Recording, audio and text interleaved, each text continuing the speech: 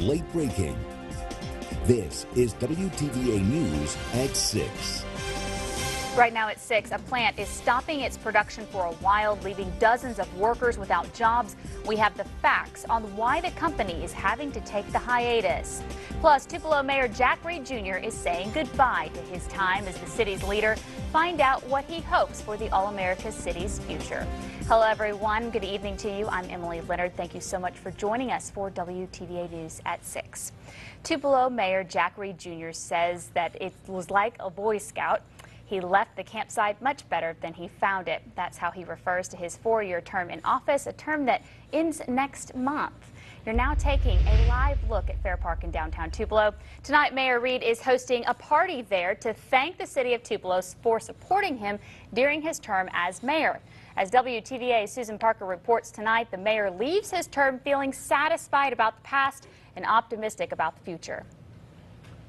Bike helmets and the convenience store foods. Mayor Jack Reed Jr. can't help but smile when he looks at this collage. All throughout are images of events and the people who help make Tupelo the healthiest city in the state. A $50,000 check to go with it to help us continue to be healthier and eat better, exercise more. And with that in mind, Mayor Reed vigorously pursued more sidewalks in the city and what became a subject of debate, bike lanes.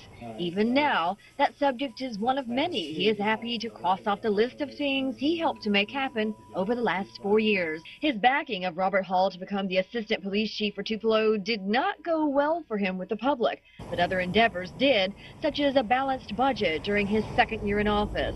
All this at a time when the economy took a nosedive and Tupelo lost $1 million in sales tax revenue. The city's image took a blow when the issue of school safety arose.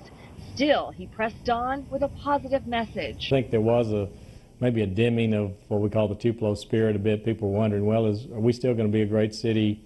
And we have been, but can we do it again? And we've worked really hard to rebuild that spirit of accomplishment and positive optimism. Well, it's been long days and long nights and even weekend work for Mayor Reed over the past 4 years. He says he had a long list of things he hoped to accomplish, and at the very top of that is neighborhood redevelopment. He remains as passionate as ever to remove blight from the city. To turn that from growing older, blighted, empty houses, to turn that into a renaissance with new construction, smaller but quality smaller houses to replace those, sidewalks, the sense of a neighborhood, that's Tupelo's future, and that protects the people that are already here, and it's enticing to get new people. Tupelo's future will remain on his mind as he returns to the private sector. He remains confident there are good times ahead and that in some way he helped to lay the groundwork. In Tupelo, I'm Susan Parker for WTVA News. And Mayor Reed says there are 2 goals he hopes to see accomplished during the next 4 years. He wants to see the Salvation Army's homeless shelter double in size. Mr. Reed also wants to see the eventual creation of quiet zones at railroad crossings in the city. New information tonight, a federal judge has found a man not guilty by reason of insanity in the 2010 robbery of an Oxford bank. 44-year-old Perry E. Mosley of Marks was arrested after the robbery of the Mississippi Federal Credit Union on Jackson Avenue on June 2010. A judge ordered a psychiatric evaluation after his attorney said Mosley was incapable of assisting in his own defense. In the ruling order, the judge said he reviewed 4 psychiatric reports and ordered Mosley to be turned over to the U.S. Bureau of Prisons for further psychiatric evaluation. The Lowndes County Sheriff's Department says a man from Aberdeen is now facing felony charges. Investigators say 47-year-old George William Martin Jr. was arrested this week. The suspect is charged with burglary of a commercial building, cars, and other items. Martin is out on bond and is expected in court in November. We have continuing coverage tonight. Navistar leaders informed workers Thursday morning that the company has made the very difficult decision to stop production at its West Point manufacturing facility. Officials say the plant has not shut down but will be idle until further notice. WTVA's Tyler Hill has been following this story and has more live from West Point.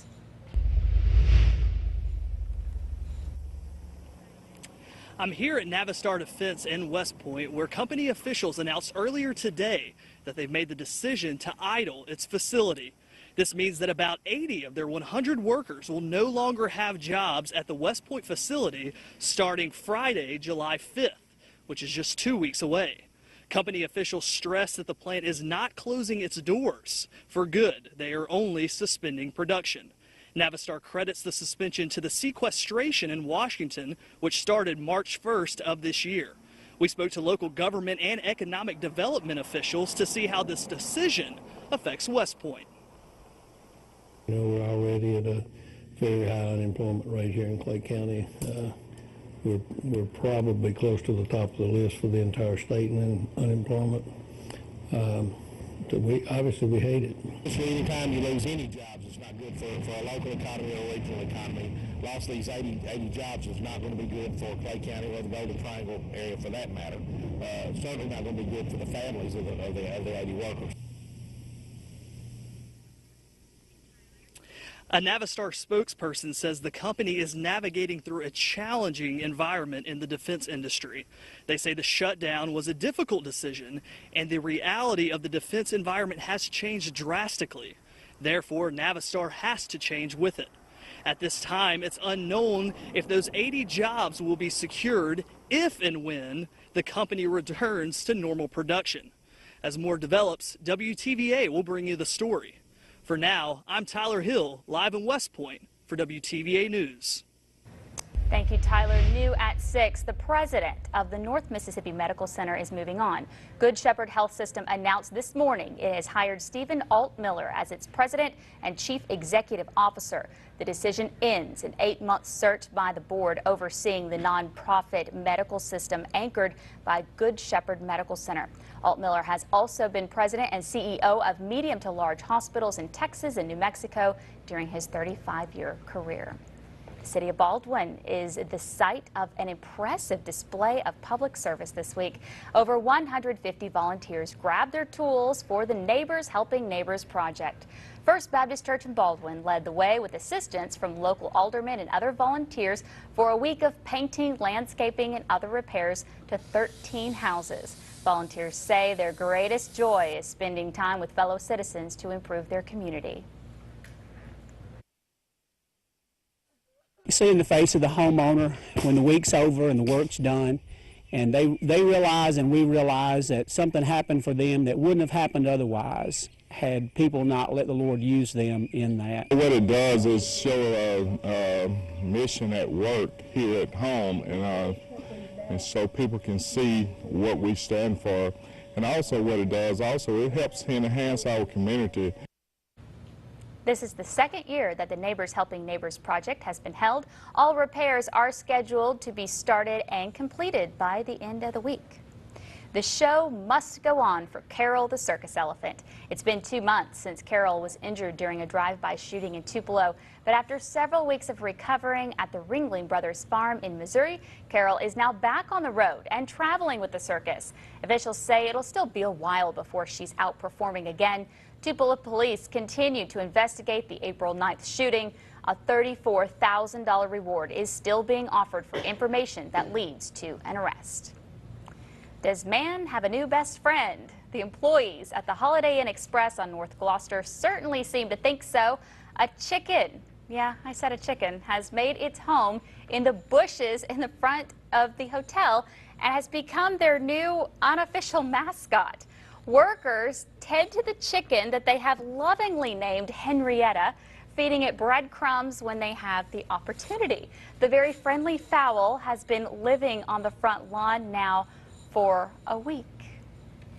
Coming up, it's a new way to crack down on crime in Mississippi. We show you how this new technology works, bringing together fingerprints and smartphones. More on that coming up after the break.